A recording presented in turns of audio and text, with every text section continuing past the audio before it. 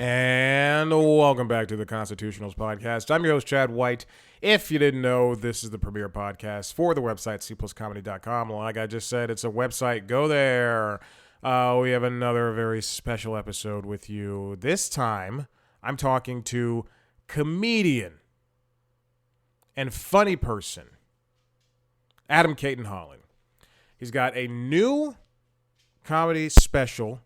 I swear, if this every single time I use the iPad, I plug it into the Zoom. It's got a very stable connection, but there's always a pop if I leave the iPad mic activated. It's ridiculous. That's my problem, not yours. Back to Adam Cayton-Holland, Wallpaper, the comedy special. Now, it came out December 8th, only exclusively for now on 800-Pound Gorilla Media. You go over to the website, you pay, you name your price as low as $10, as high as $100. You can watch it on your TV. You got the rental for 30 days, up to a year if you don't click on it just yet, and you get a digital audio album with the purchase. Now, I like 800-Pound Gorilla Media. I like Adam Cayton-Holland. They pair well together. On January 18th, you can find it wide released everywhere else you get your comedy stand-up specials. Now, Adam Cayton-Holland, if you don't know who he is a comedian based in Denver. I believe Denver. Yeah, Colorado. You've seen him on things like Conan, WTF, with Mark Maron, Comedy Central Presents, At Midnight. Do you remember the show? The Meltdown with Jonah and Kumail. The last three were from Comedy Central. I don't think Comedy Central does presents anymore, and they used to do something called, they did a follow-up show, just a renamed version of the show, stand-ups, or I think something along those lines, or the half hour. That's what it was called. And I still watched it because that was at a point where you started seeing comedians from now this kind of newer generation that Adam is part of, but like this newer generation, you would see newer comedians. I liked it. I think they should continue doing it, but they're no longer doing live action things. But At Midnight's coming back, so there's that. And the Meltdown with Jonah and Kumail, man, just another. There's like a lot of great stand-up shows on Comedy Central. Adam Cayton-Holland, again, as I've mentioned, he's already done a bunch of albums. But now this is going to be his first video version. And he's performing all over Denver this December, as well as at some point in January. Adam is a very funny comedian. If you follow comedy, and this is what I hate, people who follow comedy, who say they follow comedy, and then they go, and then I'll name somebody I've talked to. I'll be like, oh yeah, Adam Cayton-Holland. They'll be like, who? And then I'll be like, you don't know this person? And then they'll name like Chuckles Lickbutt. And I'm like, who is that? He goes, oh, he performs at the Potato Hut. I don't know where that is. Is that a local place? Like, has this person? No, it's my friend. You don't like comedy. But I do. It's so insane to me. Anyway, I became privy to Adam because I listened to him on Never Not Funny. He's a very I enjoy that show, and anybody who can make me laugh on that show is definitely welcome to talk to me.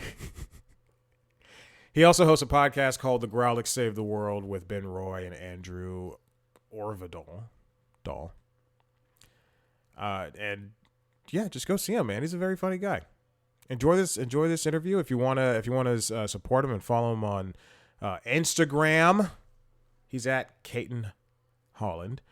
Facebook, Adam Cayton-Holland Comic. TikTok, Cayton-Holland. Twitter, if that's your thing, Cayton-Holland. YouTube, Adam Cayton-Holland, where you can see him some shots of him doing some standing up comedy. There we go. All right. Enjoy this interview. I was going to say, enjoy this comedian. But That didn't work. Enjoy this interview. Wallpaper, 800-pound Gorilla Media, December 8th, wide release January 19th. I'm Cayton-Holland. If you like what you heard here, if you want to see a video version of this interview, go to youtube.com/C+comedy, where you can also see me talk to other comedians, as well as watch video versions of our other podcasts, including LinkedIn Logs, which is the job podcast, and Late Night Lately, the Late Night Show, which is the Late Night Show podcast, if you could believe it, by the title and the tagline. Tell your friends. Social, TikTok, Facebook, Instagram, X, formerly known as Twitter, at C+ Comedy. Follow me on those platforms at Chad Black White. Thank you for listening, and here is Adam Cayton-Holland.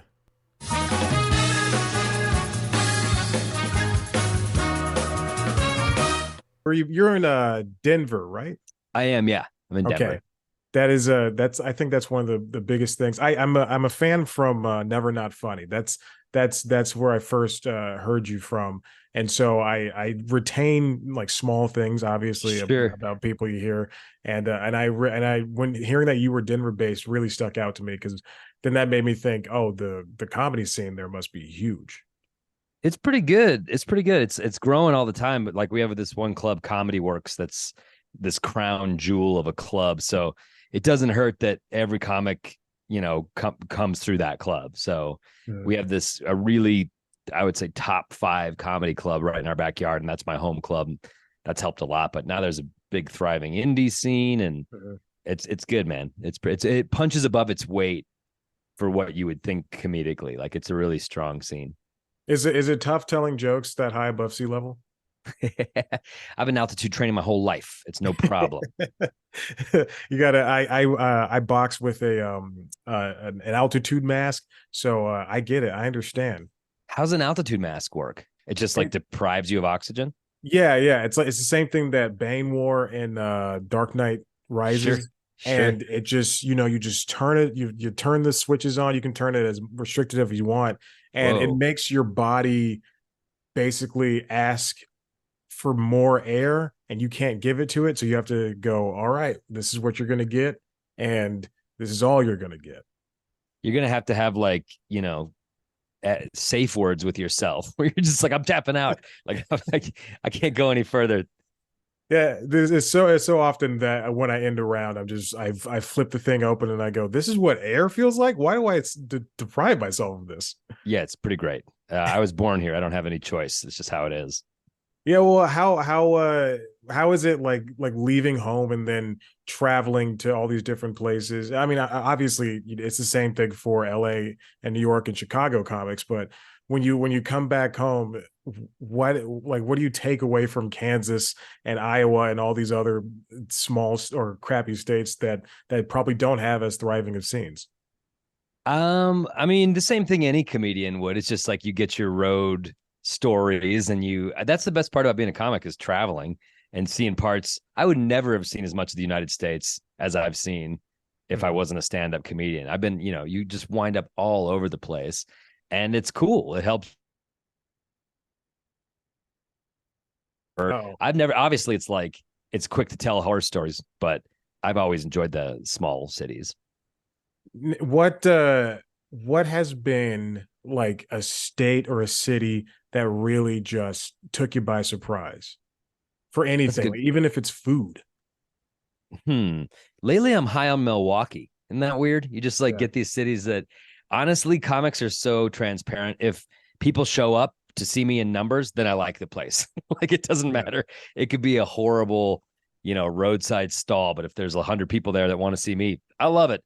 But Milwaukee's cool, but just because it's, it lives in the kind of shadow of Chicago. It's got a great food scene. It's got all these old sort of German, hot dogs and beer and sausages. And it's just, I've always enjoyed Wisconsin generally. Portland, Oregon's a big fave too, but that's no surprise. Oh yeah. I have a friend who is a reporter in Portland, and we were just talking today, and she likes it up there. She really loves it. She loves especially doing outdoor stuff. I was looking, I'm a nerd. I always look at air quality. I don't know why. You got the app on your phone. Yeah. And I was just in Portland and I was like, I haven't checked Portland's air quality. It's phenomenal. Yeah. Every time I've been to Portland, I've realized they've got great air. So that might be something. You should go train in Portland. You'd kick ass. I'll try that next. I like doing speaking of apps, I like doing Zillow in different places.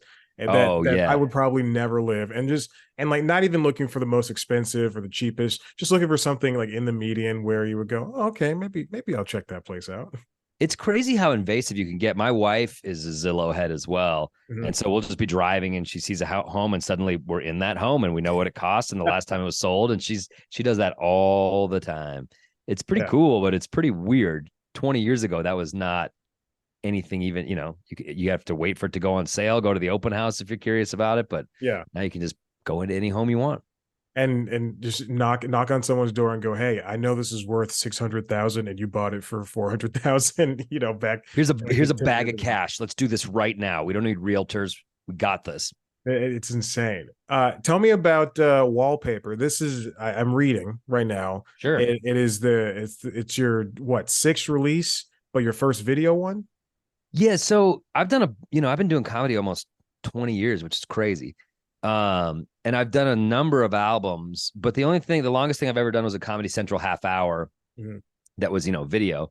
Yeah. And so this is my first full hour that's filmed and big 3-camera shoot. And, it's kind of wild that it's taken this long to have this for myself. But yeah, it's the first hour-long thing I've ever done. And I'm real proud of it. Well, it's strange that it's taken this long, but also it probably came at the right time. I mean, imagine if I've spoken to comedians who they're within the first 3 years they're doing comedy, they put out a special, and I think you're not ready. It's something like that. So, for sure. But for you, I mean, this still is a triumph for really like anybody too. Yeah, it's a big deal to put something out like this. It's an ambitious thing, and it's fun to have, a big crew come and believe in your vision and help you execute it. So I think it's the right time for it, and I'm really proud of it. Part of like this Denver existence is kind of, with me, it's always been just like, if you have an hour and it's good, you work on the hour, you put the hour out, and then you get to the next hour, put the hour out. It's just kind of this like worker ethic to comedy that I've always had. So I'm always got the next album in mind. And I guess I never really cared whether it was shot or on a streamer or whatever. Yeah. It's just like, well, if people aren't doing that, then I'm still doing my thing. So I've always just kind of operated that way. And it was fortunate that 800-Pound Gorilla was like, yeah, let's do it right when I was ready to do it. And it worked out great. Yeah, I really like 800-Pound Gorilla. They do a lot of great work with a lot of great comedians. What was the hardest part during production, like production-wise, of putting this all together?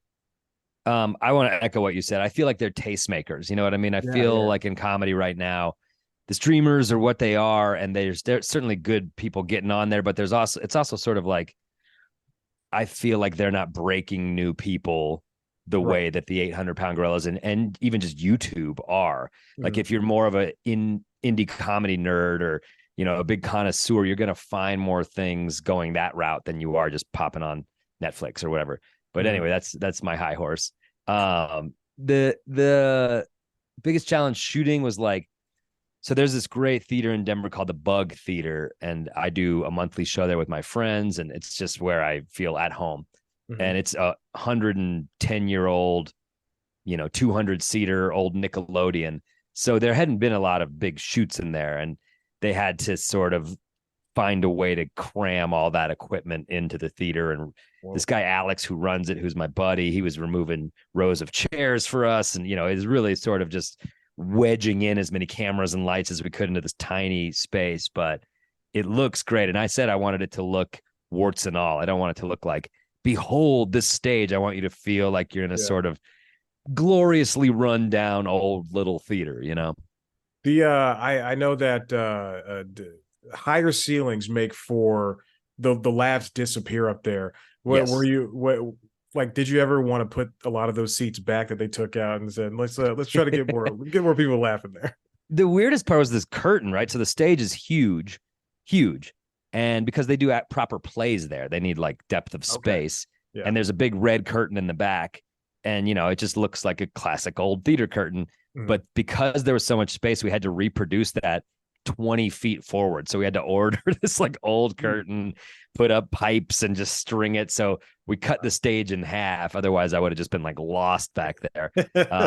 But it's so funny, like the artifice of things. It was like a big expense. Got to import this curtain, got to mount this curtain. Now suddenly there's 5 guys whose job it's the curtain. Is like, this is hilarious for a bunch of dick jokes.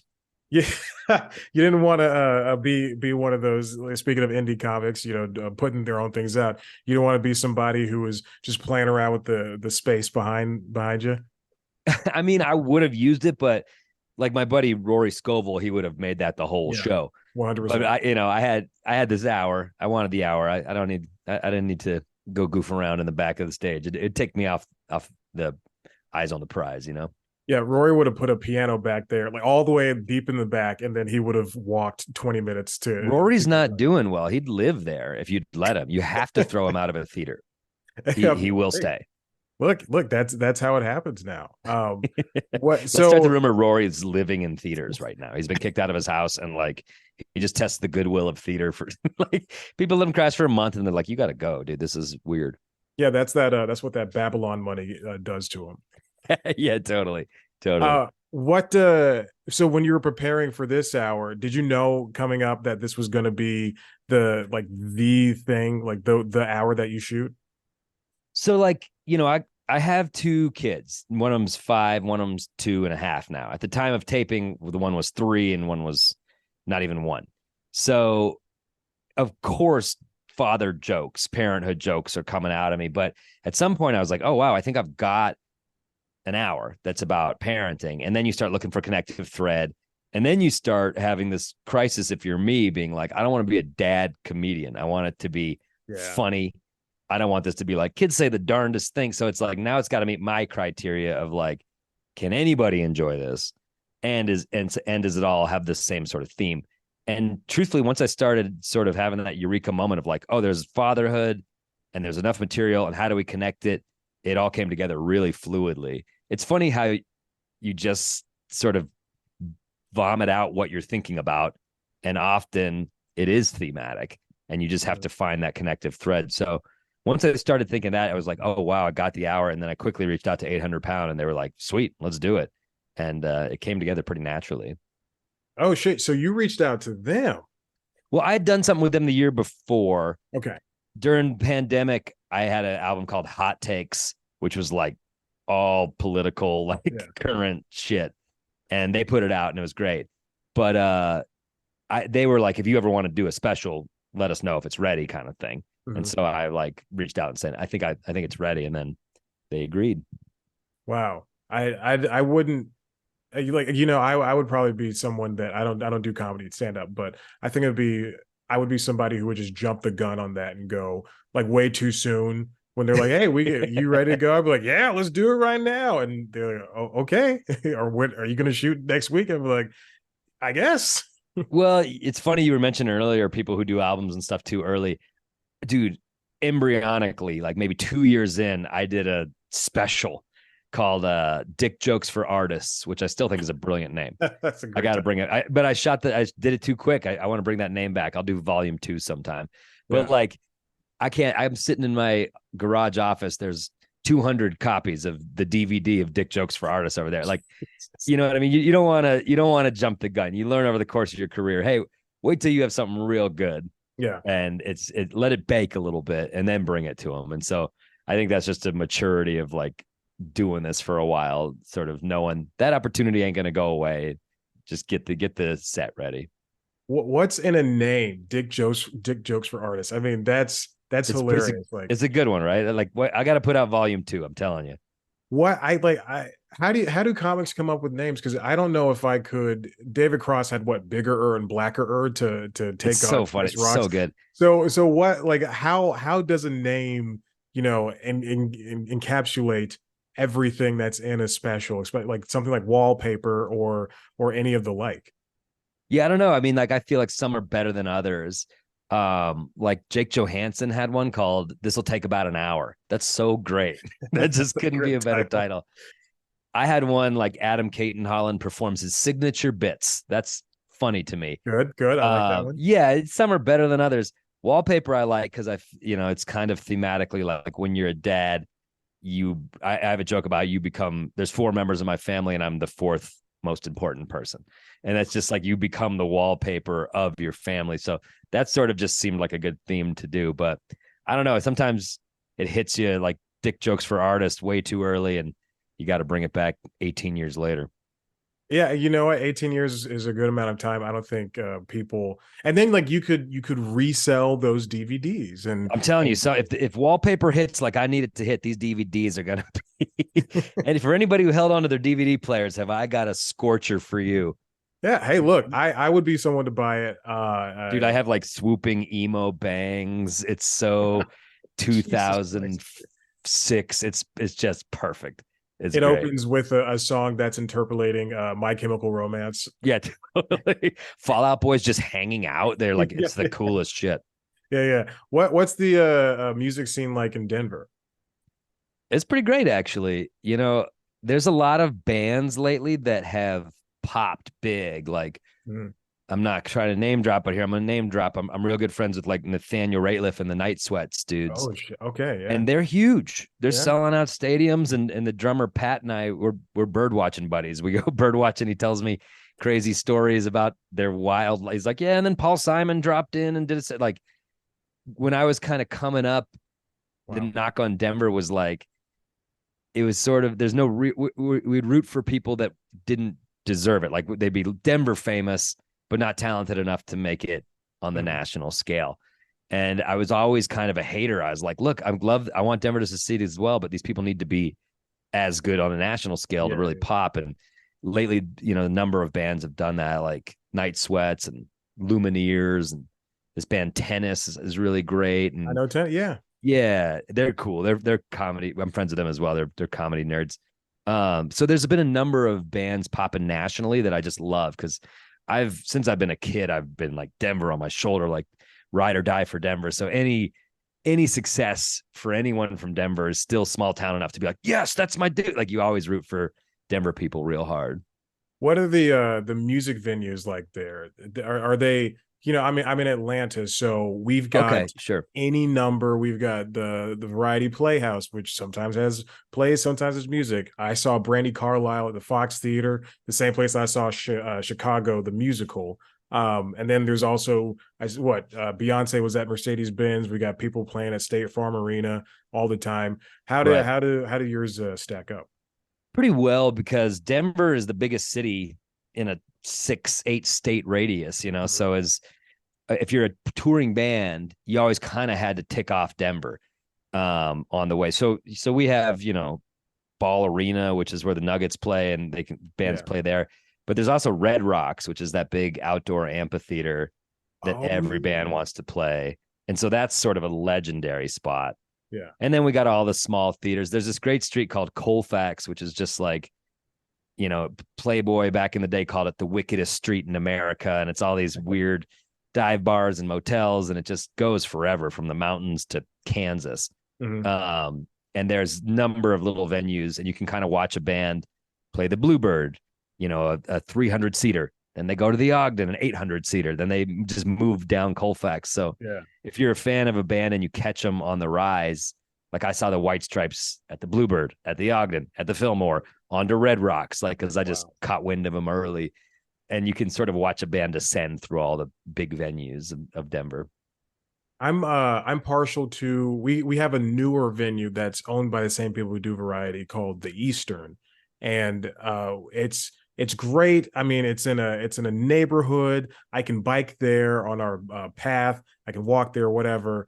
But it is, since it's so fairly new, it's just kind of got the sheen to it, and everybody that's playing there is like, you can go see Kesha for like $25-$30 if you catch the right ticket price. And like, I think that's so cool. Or you can see the Night Sweats there for the same amount of money, and it'll still be packed to the gills. And I love places like that You But you, similarly, you reminded me. There's small. a place that just opened here like that called Mission Ballroom, Okay. which is like, state of the art, beautiful sound, Yeah. and they can float the stage. So if the band doesn't fill it out, they just move it halfway in, and it's that intimate experience.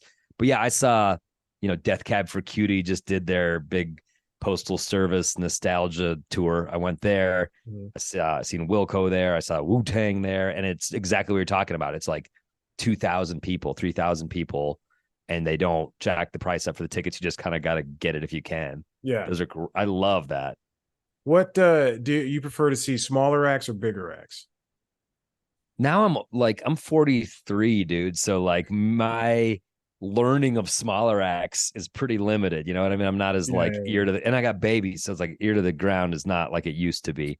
yeah. Of course I prefer a little act, but I don't have the radar or the time to develop that radar that I used to. So Yeah. if a cooler friend is like, come with me to this thing, I'm like, got it. And I go and do it. But me finding those gems on my own is I got too much Paw Patrol on the brain to figure that shit out right now. Hey man, I understand. It's I like, for me, like I'm 30, and so like, I'm kind of losing that edge of myself where everything I heard from, like, I got tennis from NPR, All Songs Uh-huh. Considered. And it's like, it's either, if it's not on that, and if it's not on Sirius XM, on any one of those 3,000 channels that are going through my Exactly. head, then I go, all right, Exactly. I missed it. This is not for me Siri anymore. XMU, they give me the cool new stuff. Yeah. But it's funny, like you'll get there if you haven't got there already. But these bands that you saw when you were a teenager and just lived at the altar of, worshipped at the altar of, 20 years go by, and that album that you loved is now 20 years old, Yeah. and they do the nostalgia like, hey, we're celebrating the 20th year of this album, Yeah. and you're like, yeah, you got my money as a teenager, you can have my money now. And so it's just kind of like you just get to ride the same stuff you were listening to as a kid Yeah. again. Yeah. And I'm having a ball doing that. I've seen a lot of anniversary shows, and it's great. I love an anniversary show. I also love it when you, like, New Kids on the Block teams up with four other bands from that time period, and they don't have all of their artists, or someone's sick and too old to move or something like that. That's definitely it's something I enjoy. Danny's in a wheelchair with an oxygen tank, but they're bringing him out and they're doing it. They're step by stepping. When I saw Paul McCartney last year, and he went to Knoxville, and that was when they introduced a John Lennon AI song, and Oh, I right, right, was right. so concerned. I didn't know how to feel about seeing that happen at the exact same time. And then later on, Paul McCartney played Bluebird by himself. The stage rose like 20-30 feet in the air, and he was on this thing by himself. It was big, but very concerned to see a 79, 80-year-old man up there. Dude, I saw Blink-182 this summer, and they had this rig where Travis Barker, the drummer, they just lifted it up with the drum set, and he's Yeah. hovering above everyone. And it was, I mean, maybe this happens every night, but it felt like it was tipping forward. You know what I mean? And it's just Yeah. like, this is a dude who's survived plane crashes and stuff. And I was like, good for you for being willing to be lifted above the other two every night. But they held on. The drums stayed. It was great. He just played on a Peloton class, and it was Dude, it was pretty good. Utah. I rode in that class. You I saw did? that one. Oh yeah, with Kendall. I know. Yeah, yeah. I'm all about that Peloton. Yeah, me too. I did two classes this morning. Every leg day I do two classes. Dang. Yeah, I feel like Mark Maron with Peloton. I'd be like, hey, who are you guys? Who do you ride with? Okay, I got this. I got this. Yeah. I I have a lot of issues with Peloton, and I wish that they would kind of just focus on teaching a lot more. I feel like we're getting a lot of talking that's not Yes. focused on things. And I work out a shit ton. I Yeah, and you're a Peloton boxer, dude. is, You take this seriously. yeah, this is Yeah. my supplemental stuff, and I don't Yeah. want, but I understand people, not everybody is that way. But I do think that Matt Wilpers is just hands down the best they have. I mean, Okay. this guy can teach. He can do tread stuff. He can do bike stuff. We can have fun along with him telling me why my quads need this sprint, and like Right. that's important to me. On the other hand, I am fully in love with Kendall, and every woman I've dated in the past 3 years, going on four, has known that. So that's very important to me. Ben Aldis, Leanne Hainsby, Sure. Dennis Morton. Sure. Dennis for his music choices. He has really good Dennis music. has good music and he knows his stuff. Like he did the Atlanta or Southern hip hop one, Yeah. and he knew like every song. I was like, all right, this dude knows his stuff. Yeah. Yeah. When you can talk about classic rock and hip hop in such a way, and like really not just like know the Wikipedia facts about it, we're cool. That's funny. Now, what about you? Who are the people you enjoy? I've ridden everyone you talked about. Kendall, I like, although I wish Kendall needs to stop singing. She needs to stop. She'll sing and she'll be like doing a harmony that's different. It's like, what are you Yeah. trying to harmonize? Like, stop, Kendall. But I like her because she kicks my ass.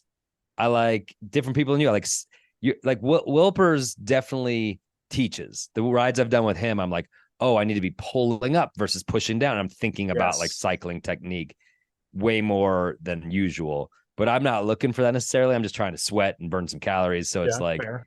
I like Cody Rigsby. He makes me laugh. Cody's hilarious. Cody's hilarious. Yeah. I like Alex Toussaint.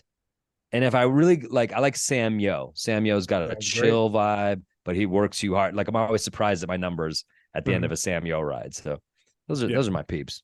Yeah, you and me both. It's I enjoy it. I love Peloton. I'm all in. I lost a lot of money in the stock, but you know what? We're gonna bounce back at some point. I'm also just fast. It's just a hilarious world. Like they all have got their books coming out and they're Yeah. all stars in their own right and their own little Yeah. brands. And it's just a funny, I don't know. It's a funny little microcosm of to study. I think it's hilarious. Do you know Ali Love has she's on the Today Show as a contributor? I did know that. I did. Yeah. I just learned that. Yeah. Yeah. I work at CNN, and in the control room we have, all the TVs on, and I will see on the Today Show during our morning show, I'll see Ali Love up there hawking, whatever the health thing that she's covering, or doing a story, and I'll just think, I took you this morning, and you miscounted when we were running or when we were cycling. It is sort of dystopian in a way. It's like, here's the machine in your basement that you work out on. And these are the people we've decided you can look at and Yeah. now go follow them around society. Yeah. It's like, it's a little 1984, but I'm here for it.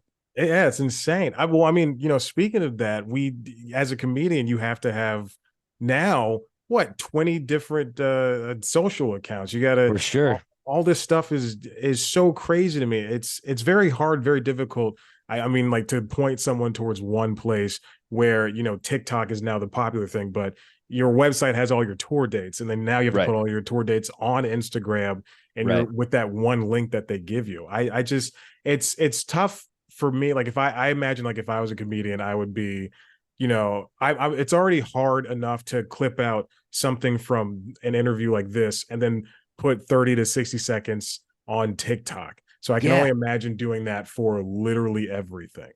It's a little weird. And I like, truthfully, I feel like I'm in like the second stage of my career. Like the first part of my career, the goalposts were different. It was like I wanted to be a new face in Montreal. I wanted to do Conan. I wanted to get a Comedy Central half hour. I had a TV show. All these things were like the traditional success metrics.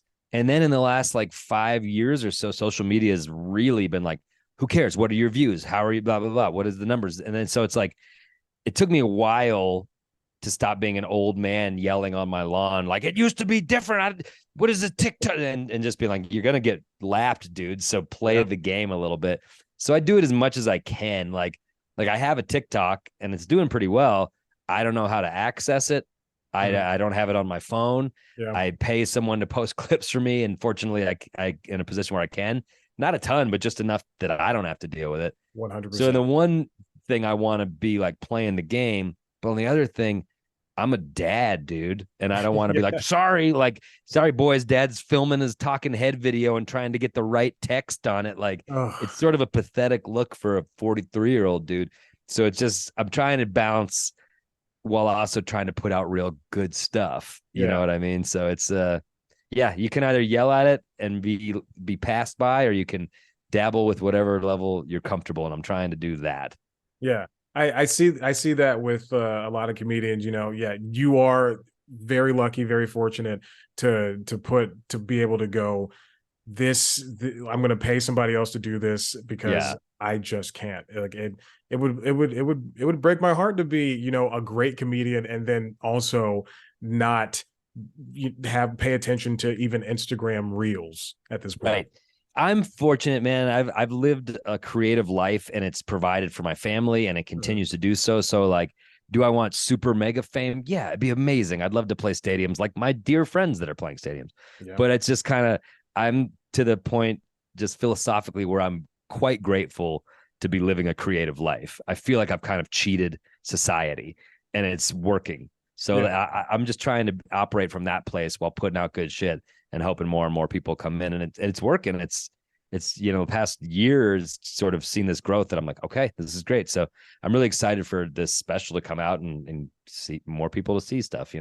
Yeah. I think the level of fame to aim for any comedian would be yes, the Kevin Hart, the selling out stadiums would be great, but the Mark Maron like fame just a little bit under that because he said something very funny about that Netflix guy Matt Rife.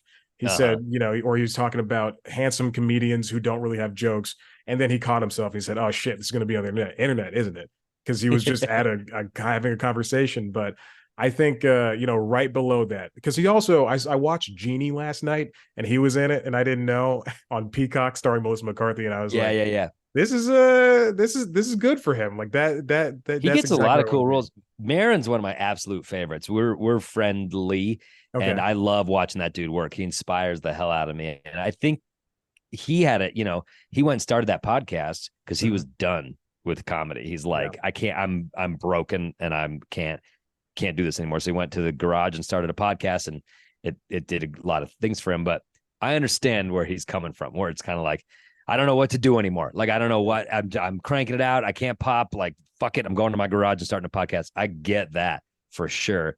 And guys like Marin and Gary Goldman and Dana Gould and these guys that are like in their 50s and beyond Mhm. and continuing to get better and better and more profound. Like, I love that about comedy. It's even though we're living in this clip age of bullshit, you still these masters are having hours into their 50s, 60s, 70s. And I don't know any other really, music's not allowing for that unless you're the Rolling Stones or Yeah. Paul McCartney. Yeah. So I like seeing that, and it inspires me and always makes me want to be better.